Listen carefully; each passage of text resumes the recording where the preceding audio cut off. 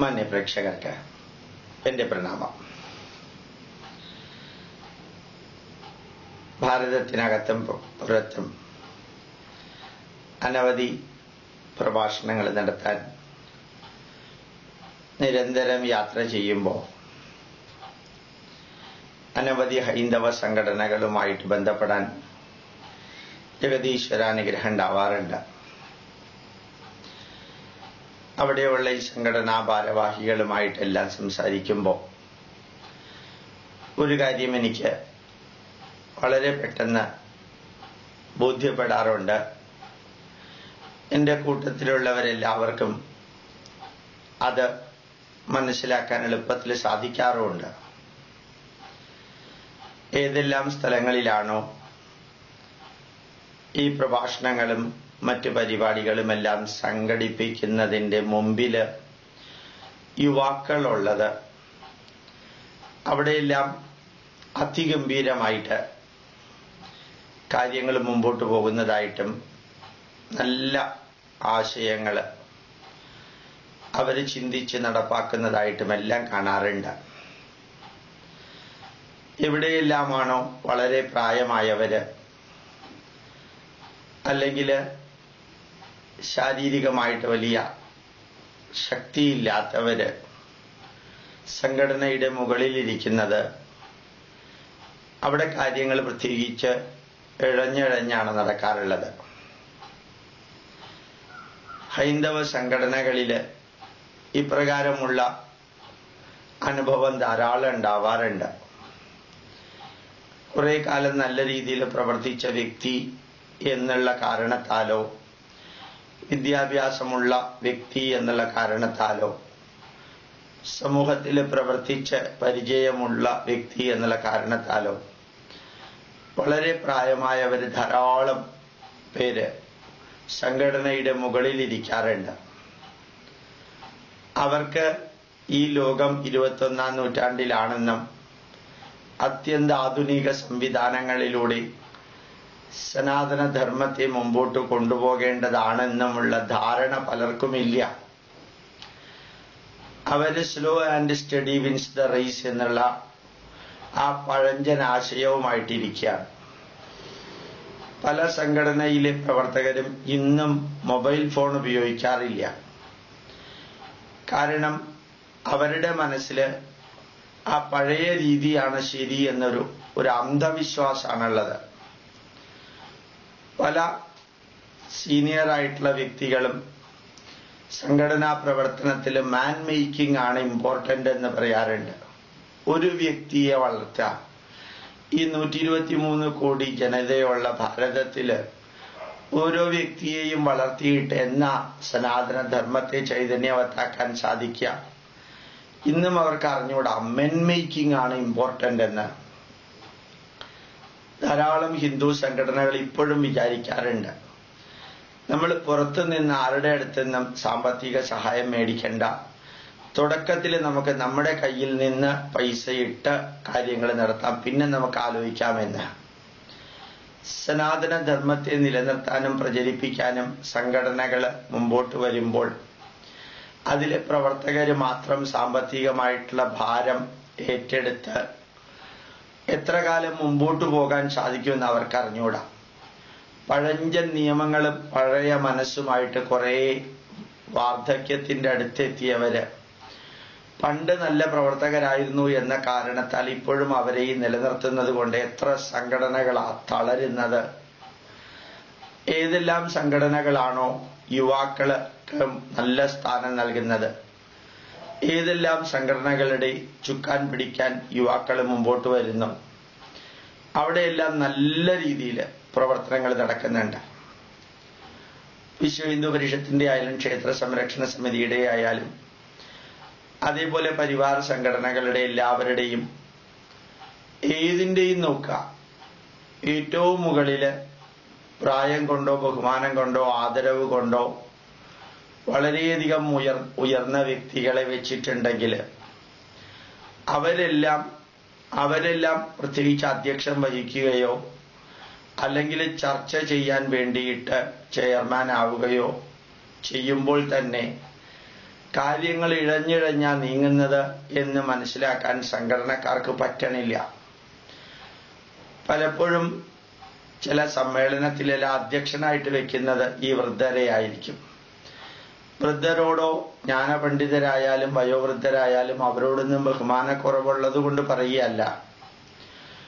പക്ഷെ അവരായ കാലത്ത് നല്ലവണ്ണം ചെയ്തവരാണ് എന്നുള്ളത് കൊണ്ട് ഈ ഇത്രയും ഫാസ്റ്റ് മൂവിങ് ആയിട്ടുള്ള ഹൈടെക് വേൾഡില് അവരെ ഇപ്പോഴും പിടിച്ച കസേരയിൽ ഇരുത്തി കഴിഞ്ഞാൽ ചെയ്യേണ്ട കാര്യങ്ങൾ നടക്കില്ലെന്ന് മാത്രമല്ല, അവരുടെ ആ പഴകിയ ദ്രവിച്ച മനസ്സിന്റെ ആ പ്രതിഫലനമായിരിക്കും പ്രവർത്തനങ്ങളിലെല്ലാം ഉണ്ടാവുക. Effort is less important, result is more important എന്ന് പീറ്റർ എഫ് ഡ്രക്കർ ഹാർവാർഡ് യൂണിവേഴ്സിറ്റിയുടെ MBA ഡയറക്ടർ പറയാറുണ്ട്. പക്ഷെ ഈ ഹിന്ദു സംഘടനയിലെ മുകളിലിരിക്കുന്ന ഈ വയോവൃദ്ധർക്കെല്ലാം റിസൾട്ട് എന്ന് പറയുന്നത് ഇമ്പോർട്ടന്റേ അല്ല, എഫർട്ട് മാത്രം ഇമ്പോർട്ടന്റ്. എന്തെല്ലാം ചെയ്തു എന്നേ അവർ ചോദിക്കുള്ളൂ. ചെയ്തതിന്റെ ഫലം എന്താണെന്ന് അന്വേഷിക്കാനോ പറയാനോ ആരുമില്ല. ഞങ്ങൾ അത് ചെയ്തു, ഞങ്ങൾ ഇത് ചെയ്തു എന്ന് മാത്രമേ അവർ പറയുള്ളൂ. ഇത്രയും ചെയ്തത് കൊണ്ട് എന്താ ഫലം ഉണ്ടായത്? ചില സംഘടനകൾ ധാരാളം ഉത്സവങ്ങൾ ആഘോഷിക്കാറുണ്ട്. അതിൽ ഹിന്ദു സാമ്രാജ്യ ദിനം, രക്ഷാബന്ധൻ ഇതെല്ലാം പെടുന്നുണ്ട്. അതെല്ലാം ആവശ്യമാണ്, വേണം, വളരെ ഇമ്പോർട്ടൻ്റാ. പക്ഷെ അതിനെല്ലാത്തിനും ഒരു അധ്യക്ഷനായിട്ട് ഇരുത്ത ഏതെങ്കിലും പാർട്ടിയിൽ നിന്ന് രാജിവെച്ച ഒരു വൃദ്ധനെ ആയിരിക്കും. അദ്ദേഹമാണെങ്കിൽ അദ്ദേഹത്തിന്റെ പാർട്ടിയിൽ നിന്ന് പുറത്താക്കി ഇനി ഒരു പ്രയോജനവും ഇല്ലാത്ത അവസ്ഥയിലെത്തിയ വ്യക്തി ഇവിടെ വന്നിരുന്ന് ഇവിടെ ഉള്ള ചൈതന്യവും കൂടി ഇല്ലാതെയാക്കുന്നത് നമുക്ക് അദ്ദേഹത്തിന്റെ വാക്കിലൂടെ കേൾക്കാൻ സാധിക്കും. നമ്മൾ എന്തെല്ലാം ചെയ്തു എന്ന് ലോകം അറിയാൻ ആഗ്രഹിക്കുന്നില്ല. ചെയ്തതിന്റെ റിസൾട്ട് എന്താണെന്ന് മാത്രമേ ലോകം അറിയാൻ ആഗ്രഹിക്കുന്നുള്ളൂ. പലപ്പോഴും പല സംഘടനകളുടെയും മുകളിലിരിക്കുന്ന വ്യക്തികൾക്ക് ഈ ലോകം തന്നെ എന്താണെന്ന് അറിഞ്ഞൂടാ. അവരിപ്പോഴും 1925 അവസ്ഥയിലിരിക്കുകയാണ്. അൾട്രാ മോഡേൺ ടെക്നോളജി ഉപയോഗിച്ച് ഹിന്ദുധർമ്മം പഠിക്കാനും പഠിപ്പിക്കാനും സാധിക്കുന്നു എന്നുള്ള ഒരേ ഒരു ധർമ്മം സനാതനധർമ്മമാണ്.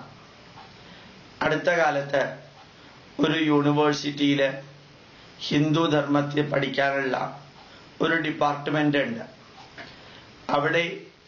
അവിടെ ഞാൻ ക്ലാസ് എടുത്ത് പുറത്തു വരുമ്പോഴും പറഞ്ഞു, ആ യൂണിവേഴ്സിറ്റി ഡിപ്പാർട്ട്മെന്റില് നമ്മുടെ വേദങ്ങളും ഉപനിഷത്തുക്കളും ഭഗവത്ഗീതയും രാമായണ സന്ദേശങ്ങളും മഹാഭാരത സന്ദേശങ്ങളുമെല്ലാം നല്ല രീതിയിൽ റെക്കോർഡ് ചെയ്തിട്ട് അത് മെമ്മറി കാർഡിലും പെൻഡ്രൈവിലും CD-കളിലും DVD-യിലും ആക്കിയിട്ട് ഞാൻ ഈ യൂണിവേഴ്സിറ്റി ഡിപ്പാർട്ട്മെന്റിന് തരാൻ തയ്യാറാണ്. അത് ആ യൂണിവേഴ്സിറ്റി ഡിപ്പാർട്ട്മെന്റിലൂടെ എല്ലാ സ്ഥലത്തേക്കും എത്തിച്ചൂടെ? കേരള യൂണിവേഴ്സിറ്റിയിൽ ഒരു ക്രിസ്ത്യൻ സ്റ്റഡിയുടെ ചെയർ ഉണ്ട്. Christian chair for Christian studies ആണ്. അവര് യേശു സഹസ്രനാമം, യേശു ഭാഗവതം, യേശു ക്രിസ്തുവിനെ കുറിച്ചുള്ളതും ഇല്ലാത്തതും ഓരോരുത്തരെഴുതിയതെല്ലാം യൂണിവേഴ്സിറ്റിയുടെ എംബ്ലം വെച്ച് പ്രസിദ്ധീകരിക്കുന്നുണ്ട്. ഈ സനാതനധർമ്മ ചെയറിലെ പ്രവർത്തകർക്ക് അത് ചെയ്തൂടെ എന്ന് ഞാൻ ചോദിക്കേണ്ടത്. അത് നിങ്ങൾക്ക് ചെയ്യാൻ ബുദ്ധിമുട്ടാണെങ്കിൽ ഈ പെൻഡ്രൈവുകളും ഈ മെമ്മറി കാർഡുകളും CD-കളും DVD-കളും ഈ യൂണിവേഴ്സിറ്റിയുടെ സനാതനധർമ്മ ചെയറിലൂടെ ലോകത്തിലേക്ക് എത്തുമ്പോൾ അഭിമാനകരമായ വർക്കായിരിക്കും. എല്ലാവരും അത് പ്രോത്സാഹിപ്പിക്കുമെന്ന് പറയേണ്ടായി. നിർഭാഗ്യവശാൽ ഞാൻ പറഞ്ഞതിനെ നേരെ തിരുത്തിയിട്ട് ഞാൻ ആ സനാതനധർമ്മ ചെയറിലുള്ളവരെയും അതിന്റെ ചെയർമാനെയും എല്ലാം വിമർശിച്ചു എന്നാക്കി തീർത്തു. ഞാൻ വിമർശിക്കുകയോ പറയുകയോ ഒന്നും ചെയ്തില്ല. ഇങ്ങനെ സംഭവിക്കാൻ കാരണം അതിന്റെ എല്ലാം മുകളിലിരിക്കുന്നവർ 65-70 വയസ്സായവര്, അവര് പറയുന്നതും അവര് ചിന്തിക്കുന്നതും അവര് ചെയ്യുന്നതുമാണ് ഈ ലോകം എന്ന് ധരിച്ച് നടക്കാൻ. IT ഇൻഫർമേഷൻ ടെക്നോളജിയും അതേപോലെ തന്നെയുള്ള നല്ല ഇലക്ട്രോണിക് ടൂളുകളുമെല്ലാം വന്നതൊന്നും ഇവർക്ക് അറിഞ്ഞൂടാ. ഇപ്പോഴും അവരിൽ പലർക്കും മൊബൈൽ ഫോണിലും മിസ്ഡ് കോൾ ഉണ്ടെങ്കിൽ എങ്ങനെയാ തിരിച്ചു വിളിക്കാന്ന് അറിഞ്ഞൂടാ. അങ്ങനെയുള്ളവരെല്ലാം ഈ സനാതന ധർമ്മ ചെയറിലോ സംഘടനയുടെ മുകളിലോ ഒക്കെ ഇരുന്നു കഴിഞ്ഞാൽ അതിന്റെ കൂട്ടത്തിൽ നല്ലവണ്ണം പ്രവർത്തിക്കാൻ കഴിയുന്നവരുടെ ശോഭ പോലും കെട്ടുപോകുമെന്നുള്ളത് സത്യമാണ്. ധാരാളം സംഘടനകൾ പ്രവർത്തിക്കുന്നുണ്ട്. അടുത്ത കാലത്ത് പാലക്കാട് എന്നപ്പോഴത്തേക്കും അറിയാൻ സാധിച്ചു, ധാരാളം നല്ല പ്രവർത്തകരുണ്ട് ഹിന്ദു ധർമ്മത്തിനെ കുറിച്ച് പഠിക്കാനും പഠിപ്പിക്കാനും ആഗ്രഹിക്കുന്നവര്. അവരെല്ലാവരും കൂടി ചേർന്നിട്ട് ഒരു ഗോശാല ഉണ്ടാക്കി വെച്ചിരിക്കുക. പശുക്കളെ, ഏത് ഗോശാലയാണെന്നറിയാമോ? പൊള്ളാച്ചിയിൽ നിന്നും കോയമ്പത്തൂരിൽ നിന്നും കേരളത്തിലേക്ക് അറക്കാൻ കൊണ്ടുവരുന്ന പശുക്കളെ വാങ്ങിച്ചിട്ട് അതിനെ സംരക്ഷിക്കുക. 22 ലക്ഷം പശുക്കളാ കേരളത്തിലേക്ക് ഒരാഴ്ച കൊല്ലാനായിട്ട് വരുന്നത്. ഇതിൽ എത്ര എണ്ണത്തിനെ നിങ്ങൾക്ക് വളർത്താൻ സാധിക്കുമെന്ന് ഞാൻ ചോദിച്ചു. മാത്രമല്ല, പശുവിനെ വളർത്തുക എന്ന് പറഞ്ഞാൽ ബ്രെഡ് ഉണ്ടാക്കണ മാതിരി ഒന്നല്ല. അതിന് 7 ദിവസവും ഒരാഴ്ചയിലും 31 ദിവസം ഒരു മാസത്തിലും 365 ദിവസം ഒരു വർഷത്തിലും നിരന്തരം പരിചരണ ആവശ്യമാണ്. അതിന് ഇത്രയും വ്യക്തികളുടെ സമയവും ഊർജവും നശിപ്പിച്ചാൽ ഇന്ന് ഈ സനാതനധർമ്മം അഭിമുഖീകരിക്കുന്ന മറ്റു പ്രശ്നങ്ങൾ പരിഹരിക്കാൻ വേണ്ടി പ്രവർത്തിക്കുന്നതിന് പകരം ഒരു 3, 4, 5 പശുക്കളെ ലോറിയിൽ നിന്നിറക്കിയിട്ട് അതിനെ സംരക്ഷിച്ചുകൊണ്ടിരുന്നാൽ ചെയ്യാനുള്ള വലിയ കാര്യങ്ങൾ മാറ്റിവെച്ചിട്ട് അത്രയും അത്യാവശ്യമില്ലാത്ത പലതും ചെയ്യുന്നു. പ്രയോറിറ്റൈസേഷൻ എന്നുള്ളത് പല വൃദ്ധർക്കും അറിഞ്ഞുകൂടാ, ഏതാ ചെയ്യേണ്ടതെന്ന്.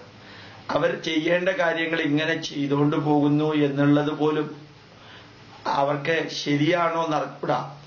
എഫിഷ്യൻസി ഉണ്ടായാൽ പോരാ, എഫക്റ്റീവ്നെസ് ഉണ്ടാവണമെന്നാണ് ലോകത്തിലെ മാനേജ്മെന്റ്. എന്ത് ചെയ്യണമെന്നല്ല, എന്ത്, എപ്പോ, എവിടെ, എങ്ങനെ ചെയ്താൽ അത് എഫക്റ്റീവ് ആവും, അതാണ് ഇമ്പോർട്ടന്റ്. നിരന്തരം ചെയ്യുന്ന കാര്യങ്ങൾ നിരന്തരം ചെയ്യുന്നതല്ല എഫിഷ്യൻസി എന്ന് ഇപ്പോഴത്തെ ലോകത്തിൽ പറയുന്നത്.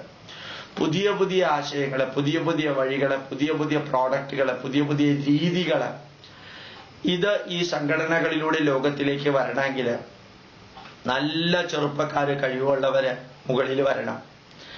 അല്ലെങ്കിൽ ഈ പരദൂഷണം പറയാനും അല്ലെങ്കിൽ എന്തെങ്കിലുമൊക്കെ വിമർശിക്കാനും ആ പഴയ മനസ്സ്, അതിൽ നിറഞ്ഞിരിക്കുന്ന പല ധാരണകളും കൊണ്ട് ചെരുപ്പിടാതെ നടക്കണം, നിലത്ത് കിടക്കണം, കിടക്കയിൽ കിടക്കരുത്, സൈക്കിളിൽ പോകണം, അല്ലെങ്കിൽ ഒറ്റ മുണ്ടുടുക്കണം, വേറെ ആധുനികമായിട്ടുള്ളതൊന്നും സ്വീകരിക്കരുത് എന്ന ആ പഴഞ്ചൻ മനസ്സുമായിട്ട് ഈ ആധുനിക ലോകത്തിലെ ജനങ്ങളെ അഭിമുഖീകരിക്കാൻ പോയാൽ എത്ര വർക്ക് ചെയ്യും എന്നുള്ളത് ചിന്തിക്കാൻ ഇത്രയധികം സമയമൊന്നും വേണ്ട.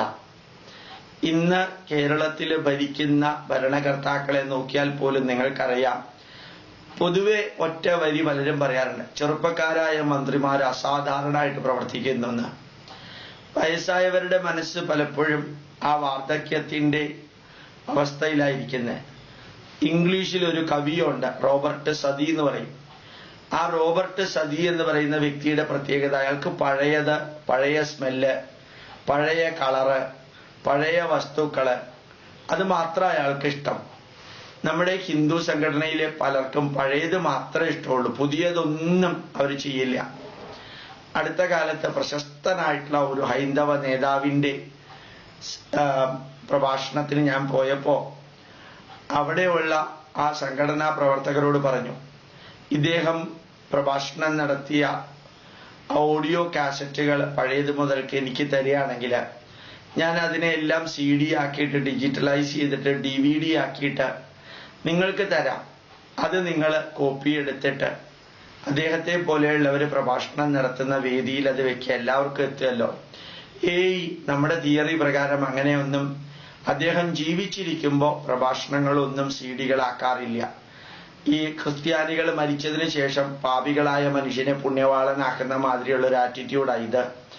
അദ്ദേഹം ജീവിച്ചിരിക്കുമ്പോൾ അതൊന്നും CD ആക്കില്ല. മരിച്ചതിന് ശേഷം അദ്ദേഹം പ്രഭാഷണം നടത്തിയ പ്രഭാഷണങ്ങളോ എഴുതിയ ലേഖനങ്ങളോ ആരുടെയെങ്കിലും കയ്യിലുണ്ടെങ്കിൽ അതെല്ലാം അയച്ചു തരണം എന്ന് പറഞ്ഞ് മാതൃഭൂമിയിലെ ലേറ്റസ്റ്റ് എഡിറ്ററിൽ എഴുതും.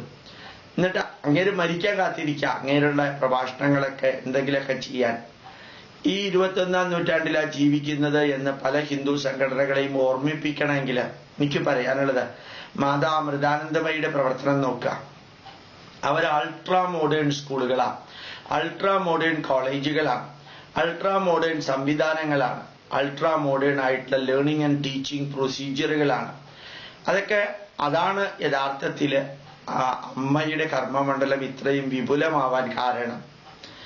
നമ്മൾ 1925 അന്ന് നടന്നതും ജീവിച്ചതും മാതിരി ഇരുന്നാൽ പോരെന്നും മറ്റുള്ളവരെ അറിയിക്കണമെങ്കിൽ ഈ തലപ്പത്തിലുള്ളവർ മാനസിക രോഗം വന്ന് റോഡ് പോലും തെറ്റിയിട്ട് നടക്കുന്ന അവസ്ഥ വരെ അവരെ ആ കസേരയിൽ ഇരുത്തുന്നതിന് പകരം അവർക്ക് സാധിക്കുന്ന വിധത്തിലുള്ള ഉത്തരവാദിത്വം കൊടുക്കാം. ബാക്കി കർമ്മനിരതരായവരെ കസേരയിൽ പിടിച്ചിരുത്തുക. ഇന്ന് പണ്ടത്തെ ഒരു വർഷം ഇന്നത്തെ ഒരു മണിക്കൂറാണ്. പണ്ട് ഒരു വർഷം കൊണ്ട് ചെയ്തു തീർക്കുന്നത് ഇന്ന് ഒരു മണിക്കൂർ കൊണ്ട് ചെയ്തു തീർക്കേണ്ടതാണ്. അതിനുള്ള സംവിധാനമുണ്ട്.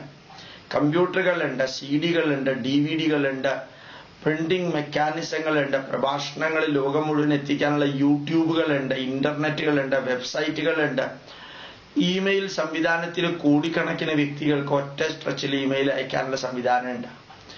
ഇതിലൂടെ അൾട്രാ മോഡേൺ സയന്റിഫിക് ടൂൾസ് ഉപയോഗിച്ച് അൾട്രാ ഏൻഷ്യന്റ് ഹെറിറ്റേജ് പഠിപ്പിക്കാൻ സംവിധാനം ഉള്ളത് അറിയണമെങ്കിൽ പ്രവർത്തന മണ്ഡലത്തിൽ യുവാക്കൾ വിദ്യാഭ്യാസമായിട്ട് നല്ല ടോപ്പിലിരിക്കുന്നവരുടെ കയ്യിൽ കൊടുക്കണം. പലപ്പോഴും എനിക്ക് തോന്നാറുണ്ട്, വിശ്വ ഹിന്ദു പരിഷത്തിന്റെയും ക്ഷേത്ര സംരക്ഷണ സമിതിയുടെയും ABVPയുടെയും എല്ലാം, ഞാൻ അവർ ഹിന്ദു സംഘടനകളായതുകൊണ്ട് പറയുകയാണ്, അവരെല്ലാം ഇന്നും ആ പഴഞ്ചൻ രീതിയിലായിരിക്കുന്നത്. അവരുടെ മനസ്സിലേക്ക് പുതുമയൊന്നും വന്നിട്ടില്ല.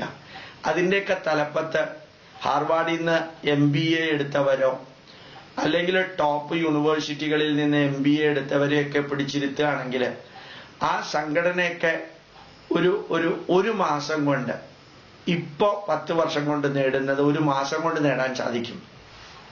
കാരണം ഓൾഡ് ഈസ് ഗോൾഡ് എന്നും അതേപോലെ ഒരുമയുണ്ടെങ്കിൽ ഒലക്കമേലും കിടക്കാമെന്നും ഒന്നേ ഉള്ളൂ എങ്കിൽ ഒലക്ക കൊണ്ട് തല്ലണമെന്നുള്ള ഒരു അന്ധവിശ്വാസമുണ്ട്. അതെല്ലാമാണ് വാല്യൂബിൾ എന്ന് ധരിച്ച് ധാരാളം പേര് ജീവിക്കുന്നുണ്ട്. അതുകൊണ്ട് തന്നെയാ സംഘടനയുണ്ട്, പ്രവർത്തനങ്ങൾ ധാരാളം ഉണ്ട്. അതുകൊണ്ട് റിസൾട്ട് ഉണ്ടോ എന്ന് ചോദിച്ചാൽ ഒന്നുമില്ല. ആ റിസൾട്ട് ഉണ്ടായിരുന്നു എങ്കിൽ ഈ ഭാരതത്തിൽ ഇത്രയും അധികം മതപരിവർത്തനം നടക്കില്ലായിരുന്നു. നല്ല രീതിയിൽ കഴിവുള്ളവർ മുകളിലുണ്ടെങ്കിൽ ഈ സംഘടനാ പ്രവർത്തകരെല്ലാം ഹിന്ദുധർമ്മം എന്താണെന്ന് പഠിപ്പിക്കുമായിരുന്നു. ഇപ്പൊ സംഘടനയുടെ പുറകിലും മുമ്പിലും ആയിരക്കണക്കിന് ആൾക്കാരുണ്ട്. അവർക്ക് നേതൃത്വം നൽകാൻ പടുവൃദ്ധന്മാരും ഉണ്ട്. പക്ഷെ ഇവർക്ക് എന്താ ചെയ്യേണ്ടതെന്ന് അറിഞ്ഞൂടാ. അവര് പ്രവർത്തിക്കുന്ന സംഘടന എന്തിനു വേണ്ടി നിലകൊള്ളുന്നു എന്നുള്ളതിന്റെ അടിസ്ഥാനപരമായ ജ്ഞാനം പോലും ഇല്ലാതെ പ്രവർത്തിക്കുമ്പോൾ ഞാനാര്, നമ്മൾ എന്തിനു നിലനിൽക്കുന്നു എന്നറിയാതെ കുറേ പ്രവർത്തനങ്ങൾ ചെയ്താൽ എങ്ങനെയാ ലക്ഷ്യവും മാർഗവും തെളിയുക? അപ്പോ എല്ലാ സംഘടനകൾക്കും വേണ്ടിയിട്ട് പറയുമ്പോഴും ഞാൻ വിചാരിക്കാറുണ്ട്, കഴിവുള്ളവർ മുകളിലിരിക്കുക. ആ കഴിവുള്ളവർക്ക് പലപ്പോഴും ശാരീരികവും മാനസികവുമായിട്ടുള്ള പ്രശ്നങ്ങൾ ഉണ്ടാവുന്നത് കൊണ്ടാണ് അവർക്ക് ആധുനിക രീതിയിൽ നേതൃത്വം കൊടുക്കാൻ, അണികൾക്ക് നേതൃത്വം കൊടുക്കാൻ പറ്റാത്തത്. തീർച്ചയായിട്ടും അവരെ ഏതെങ്കിലും നല്ല ബഹുമാനമുള്ള സ്ഥാനത്തിലെത്തിയിട്ട് ആ സ്ഥാനത്തേക്ക് ചെറുപ്പക്കാരെ വെക്കുകയാണെങ്കിൽ ഉറപ്പാണ് അടിമുടി മാറ്റം ഉണ്ടാവും. നമ്മൾ കുറച്ച് ദിവസത്തേക്ക് ചില കാര്യങ്ങൾ നോക്കിയാൽ പോലും എനിക്ക് തോന്നാറുണ്ട്, ഈ സാധാരണ ഇവിടെ എല്ലാവരും സംസാരിക്കുന്ന കേൾക്കാറുണ്ട്, നെയ്യാറ്റിൻകരയിലെ ഇലക്ഷന് രാജഗോപാൽ ജിക്ക് ഒത്തിരി വോട്ട് കിട്ടിയെന്ന്. അതിന് കാരണം എന്താണ്? ശരിക്കും യുവാക്കന്മാരാണ് പ്രവർത്തിച്ചത്. എവിടെയെല്ലാമാണോ യുവാക്കൾ നല്ല രീതിയിൽ പ്രവർത്തിക്കുന്നത് അവിടെ എല്ലാം റിസൾട്ട് ഉണ്ടാവും. അത് കോൺഗ്രസിലായാലും കമ്മ്യൂണിസ്റ്റ് പാർട്ടിയിലായാലും അതേപോലെ തന്നെ ഇടതുപക്ഷത്തിലോ വലതുപക്ഷത്തിലോ മധ്യപക്ഷത്തിലോ എവിടെയായാലും കമ്മ്യൂണിസ്റ്റ് പാർട്ടി ഇത്രയും ശക്തിയായിട്ട് മുമ്പോട്ട് പോകാൻ കാരണം DYFI എന്ന പോഷക സംഘടന ഉള്ളത് കൊണ്ടായി. അതേപോലൊരു സംഘടന മറ്റേത് പാർട്ടിക്ക് ഉണ്ടെങ്കിലും അവിടെയും ശക്തമായിട്ട് മുമ്പോട്ട് പോകാൻ സാധിക്കും. ഭാവിയിലെ പൗരന്മാരാണ്, ഭാവിയിലെ നേതാക്കന്മാരാണ് യുവാക്കൾ എന്ന ധാരണ തെറ്റാ. അവർ ഇന്നത്തെ നേതാക്കന്മാരും ഇന്നത്തെ പൗരന്മാരുമാണ്. ഈ വയസ്സായിട്ടുള്ള വ്യക്തികളോടുള്ള ബഹുമാനക്കുറവ് കൊണ്ട് പറയുകയല്ല ഇതെല്ലാം. പക്ഷേ എന്താണോ ഇന്നത്തെ ലോകത്തിലെ ടൊയോട്ട കമ്പനി ആയാലും ഫോർഡ് കമ്പനി ആയാലും മത്സുഷിത കമ്പനി എടുത്തു കഴിഞ്ഞാലും ഫിജിറ്റ്സു കമ്പനിയൊക്കെ എടുത്തു കഴിഞ്ഞാലും ലോകത്തിലെ general electronics company GE company എടുത്താലും നോക്കിയ എല്ലാം അതിശക്തമായിട്ടുള്ള വിമർശനങ്ങൾ കൊടുക്കാൻ യുവാക്കൾക്ക് സ്വാതന്ത്ര്യം കൊടുക്കുന്നു. അഭിപ്രായം പറയാനും അതിനൂതനമായിട്ടുള്ള കാര്യങ്ങൾ ഇൻകോർപ്പറേറ്റ് ചെയ്യാനും അതിശക്തമായിട്ട് വിമർശിക്കാനും ഓരോ തെറ്റുകളും പച്ചയ്ക്ക് വിളിച്ചു പറയാനും ഉള്ള സ്വാതന്ത്ര്യം കൊടുക്കുന്നത് കൊണ്ടാണ് യഥാർത്ഥത്തില് 40 കോടി മൊബൈൽ ഫോണാണ് നോക്കിയ ഒരു 10 കൊല്ലം മുമ്പ് ചെലവഴിച്ച് 5 കൊല്ലം മുമ്പ് ചെലവഴിച്ചത്. ഇപ്പൊ അത് ഏതാണ്ട് 90 കോടിയാവുന്നു. 90 കോടി നോക്കിയ മൊബൈൽ ഫോൺ ഒരു വർഷം ലോകത്ത് ചെലവഴിക്കാൻ കാരണം അതിന്റെ അടിത്തട്ടിൽ മുഴുവനും യുവാക്കളാ.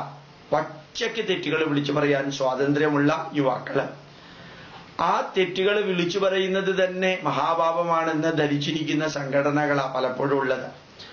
വിമർശിക്കാനും കുറവുകൾ ചൂണ്ടിക്കാണിക്കാനും ആ കുറവുകൾ തിരുത്താനും നല്ല ശക്തിയും കഴിവും യുക്തിയും ബുദ്ധിയും ഉള്ളവർ മുമ്പോട്ട് വരുന്നതിനെ പലപ്പോഴും എതിർക്കുന്നത് ഈ പ്രായമായവരാണ്.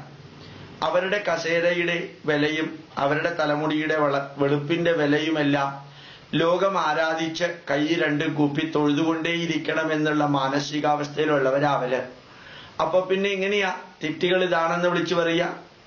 തെറ്റുകൾ വിളിച്ചു പറഞ്ഞാൽ അയാൾ സംഘടനയ്ക്കെതിരാണ്, അയാൾ നിഷേധിയാണ് എന്നെല്ലാം പറയാനുള്ള മാനസിക സെറ്റിംഗ് ആണ് പലപ്പോഴും പ്രായമായവർക്കുള്ളത്. അത് മാത്രമല്ല, ഇനി അങ്ങനെ എന്തായാലും വിളിച്ചു പറഞ്ഞാൽ പോലും ഇയാളുടെ മനസ്സിൽ എന്തോ ഹിഡൻ അജണ്ട ഉണ്ടെന്നൊക്കെ പറയുന്ന പഴയ മാടമ്പിയുടെ സ്വഭാവമാണെന്ന് പോലും പറയേണ്ടി വരും ചിലപ്പോ. ഇതെല്ലാം പറയുന്നത് എന്തെങ്കിലും മനസ്സിൽ വെച്ചുകൊണ്ടല്ല. സംഘടന മുമ്പോട്ട് പോകണമെങ്കിൽ നല്ല കഴിവും വിദ്യാഭ്യാസവും പരിചയവുമുള്ള ചെറുപ്പക്കാര് ഹൈന്ദവ സംഘടനയുടെ നേതൃത്വത്തിൽ വരണം. അത് കേന്ദ്രത്തിലാണെങ്കിലും സംസ്ഥാനത്തിലാണെങ്കിലും ജില്ലകളിലാണെങ്കിലും താഴെയാണെങ്കിലും ആ പഴയ മൈൻഡ് സെറ്റ് എന്നാ പറയാ, ദ ഓൾഡ് മൈൻഡ് സെറ്റ്, അത് മാറാത്തിടത്തോളം കാലം ഇതിൽ മാറ്റം ഉണ്ടാവില്ല. സാംസങ് എന്ന കമ്പനി എന്നും എൻകറേജ് ചെയ്തിരുന്നത് വിമർശനത്തെയാണ്. ക്രിട്ടിക്കലായിട്ട് വിരല് ചൂണ്ടിക്കൊണ്ട് പ്രായമായവരുടെ അടുത്ത് നിങ്ങൾ ചെയ്യുന്നത് തെറ്റാണെന്ന് എന്നു മുതൽക്കാണോ സാംസങ് കമ്പനി അങ്ങനെ പറയാൻ സ്വാതന്ത്ര്യം കൊടുത്തത്, അന്നു മുതൽക്ക് ലോകത്തിലെ ഏറ്റവും വലിയ ഇലക്ട്രോണിക് കമ്പനികളുടെ കൂട്ടത്തിലേക്ക് ഉയരാൻ സാംസങ്ങിന് സാധിച്ചു. അതെല്ലാം കാരണം നല്ല രക്തത്തിളപ്പുള്ള ബുദ്ധിയും യുക്തിയും ശാസ്ത്രവും ബോധവുമുള്ള അന്ധവിശ്വാസങ്ങളും ദുരാചാരങ്ങളും ഇല്ലാത്ത ആധുനികമായിട്ടുള്ള സംവിധാനത്തെക്കുറിച്ച് വ്യക്തമായിട്ട് അറിയാവുന്ന ധാരാളം യുവാക്കള് അതിന്റെ മുമ്പില് അല്ലെങ്കിൽ നേതൃസ്ഥാനത്ത് വന്നതുകൊണ്ടാണ്. അതുകൊണ്ട് എല്ലാ ഹിന്ദു സംഘടനകളോടും എനിക്ക് പറയാനുള്ളത്, പ്രായമായവരെ ബഹുമാനിക്കുകയും അവരുടെ പരിചയ സമ്പന്നതയെ ഉപയോഗിക്കുകയും ചെയ്യുന്നതോടൊപ്പം തന്നെ നല്ല ചെറുപ്പക്കാരെ മുമ്പിൽ നിർത്തിയിട്ട് സ്വതന്ത്രമായി ചിന്തിക്കാനും സ്വതന്ത്രമായി വിമർശിക്കാനുമുള്ള, സ്വതന്ത്രമായി തെറ്റുകൾ ചൂണ്ടിക്കാണിച്ചിട്ട് ആ സമൂഹത്തിന് നേതൃത്വം നൽകിപ്പിക്കാനുമുള്ള ആ കർമ്മ പദ്ധതിയില് യുവാക്കളെ മുമ്പോട്ട് കൊണ്ടുവരണം. അവര് ചെയ്യും, അവർക്ക് കഴിവുണ്ട്, അവരിന്ന് ലോകത്തിന്റെ തലപ്പത്തിരിക്കാൻ യോഗ്യതയുള്ളവരാ. അടുത്ത കാലത്ത് പാലക്കാട് ഒരമ്പലത്തിൽ പോയി, ചെറുപ്പക്കാരനായിട്ടുള്ള ഒരു ശാന്തിക്കാരനാ, ചെറിയ പയ്യനാ, കോളേജ് സ്റ്റുഡന്റ്. അയാൾ യൂട്യൂബും ഫേസ്ബുക്കും ട്വിറ്ററും എല്ലാം കൈകാര്യം ചെയ്യുന്നുണ്ടപ്പോ എനിക്ക് അത്ഭുതം തോന്നി. ചെറിയൊരു പയ്യൻ, ശാന്തിക്കാരൻ ഫേസ്ബുക്കും യൂട്യൂബും ഇന്റർനെറ്റും ട്വിറ്ററും ഒന്നും ഉപയോഗിക്കരുത് എന്നുള്ള ധാരണകളൊക്കെ ഉള്ളവരാ പലപ്പോഴും ശാന്തിക്കാരൻ, പൂജാരിമാരായിട്ടുള്ളവര്. അപ്പൊ ഞാനിങ്ങനെ നിങ്ങളോട് പറയുന്നത്, ആധുനികമായിട്ടുള്ള ലോകത്തിൽ ജീവിക്കാൻ പാകത്തിനുള്ള ഒരു മനസ്സ് സംഘടനയുടെ മുകളിലുള്ളവർക്ക് ഉണ്ടാവണം. അത് ചെറുപ്പക്കാർ നല്ല കപ്പാസിറ്റി ഉള്ളവരും നല്ല സംഘടനാ പാടവമുള്ളവരുമായിരിക്കണം. വാർദ്ധക്യത്തിന്റെ പരമകാഷ്ഠയിലെത്തിയിരിക്കുന്നവരെ കസേരയിൽ ഇരുത്തിയിട്ട് അവരും ഒന്നും ചെയ്യില്ല, മറ്റുള്ളവരെ കൊണ്ടൊന്നും ചെയ്യിക്കുകയില്ല എന്നുള്ള അവസ്ഥ മാറണമെന്ന് അഭ്യർത്ഥിക്കുന്നു. പ്രണാമം, നമസ്കാരം.